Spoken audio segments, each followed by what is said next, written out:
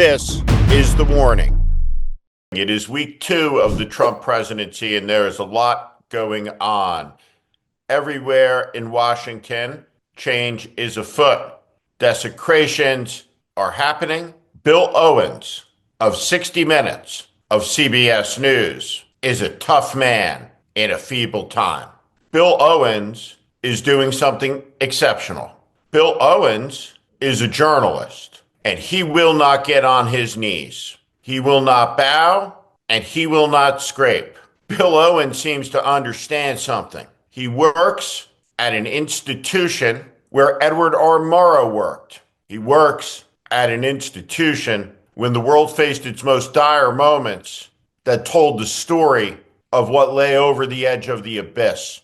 CBS News is a vital institution, and Donald's friend Larry, here he is in the Oval Office with Rupert, is going to force a capitulation. He's going to take command effectively of CBS News with a purchase of Paramount, hand the keys to his son, a prince of the American oligarchy, who is hailed as a genius despite being born an inch from home plate.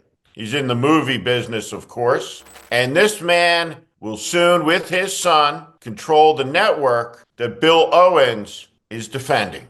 Journalism is nothing without ethics, without integrity. What Bill Owens is doing is noble because he did nothing wrong, and CBS did nothing wrong, and CBS News did nothing wrong. And bowing to a bully who has designs of becoming a tyrant? No. So across the media landscape, there is all manner of corruption to point a finger at. There is all manner of things to be worried about. But understand there are things to celebrate. And Bill Owens of 60 Minutes and CBS, hanging tough, it's one of them. And there are people like that all over America in all walks of life.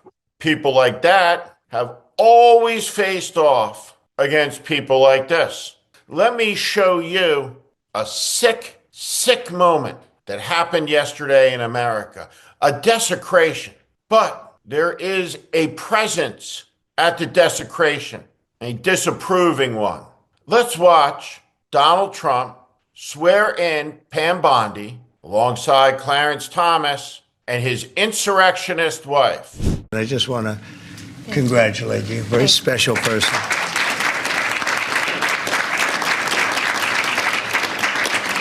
And I'd also like to thank Justice Clarence Thomas and his incredible wife, who's here someplace. There she is. Incredible, highly respected wife, too, I will say. Let's stop right there. Ginny Thomas is a AAA grade, free-range whack job that beggars description. She wasn't just a member of one cult, but two.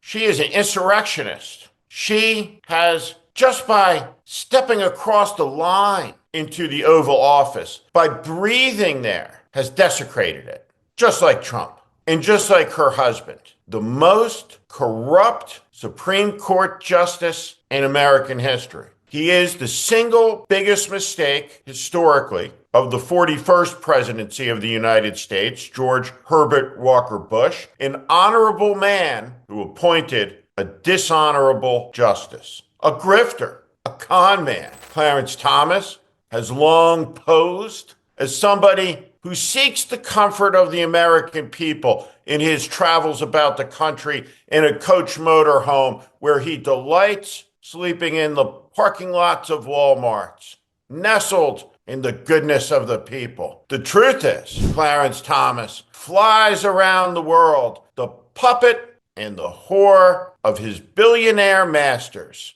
He goes by private jet to their yachts, to the most remote places in the world. He gets to live the fabulous life because Clarence Thomas has decided that he's above the law, just like the man he has made above the law. Let's turn to the 27-year-old White House press secretary, her stridency, and listen to her yell a little bit about how we should appreciate the idiocies and the imbecility of our dear leader. President Trump is an outside-of-the-box thinker and a visionary leader who solves problems that many others, especially in this city, claim are unsolvable. Carolyn Levitt, wow. Doesn't she remind you of somebody? Baghdad Bob. Of all of the Trump liars behind that podium, it is amazing that he keeps finding somebody with the capacity to step one rung higher on that ladder. It is extraordinary. Of course, while all of this happens, Secretary Little Marco is dismantling U.S. foreign aid and telling Foreign Service officers to be patient, to trust him.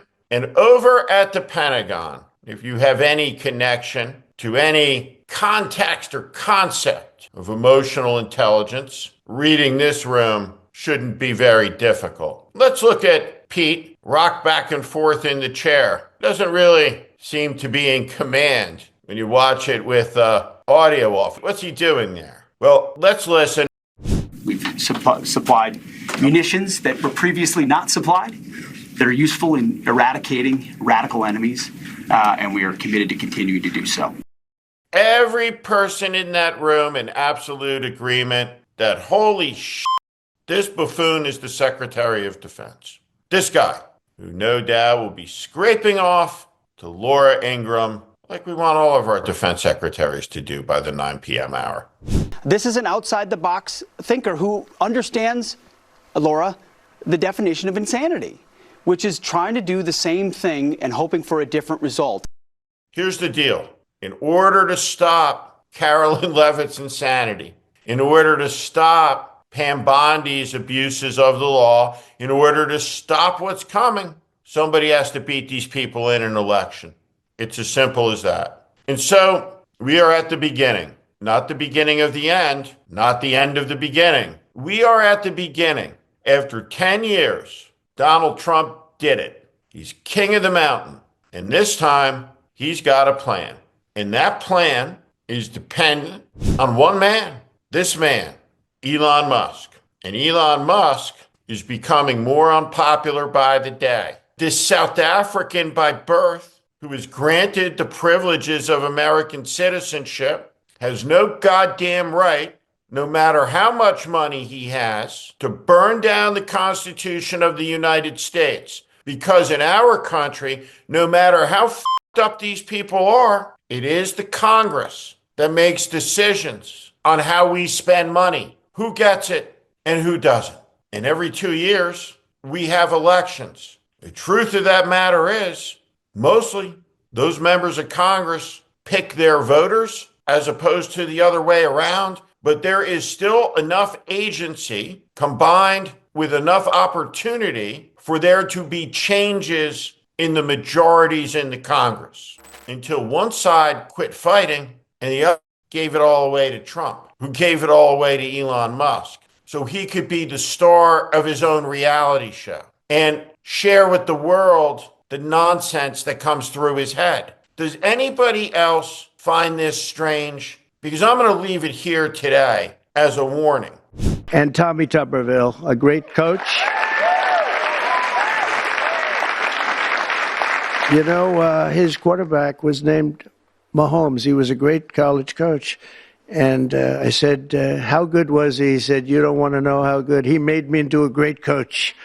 He's pretty good quarterback, right? Tommy Tuberville did not coach Patrick Mahomes. He didn't. Just like I did not land on Omaha Beach on D-Day or walk on the moon. Just like Trump doesn't ride a horse to work. I don't know any other way to say it. So when you watch this, what's going on in Donald Trump's head? What imaginary conversation has taken place? Does Tommy Tuberville, when he hears Trump say this, does he remember it also?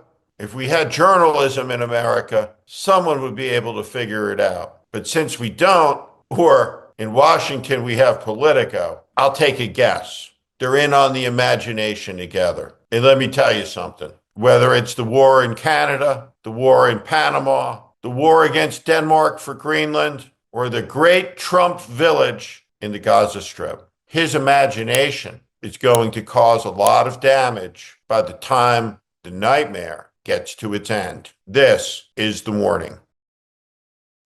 I'm Steve Schmidt. This is The Warning, and I invite you to subscribe on our Substack, on our YouTube channel. Follow us. Welcome to the community.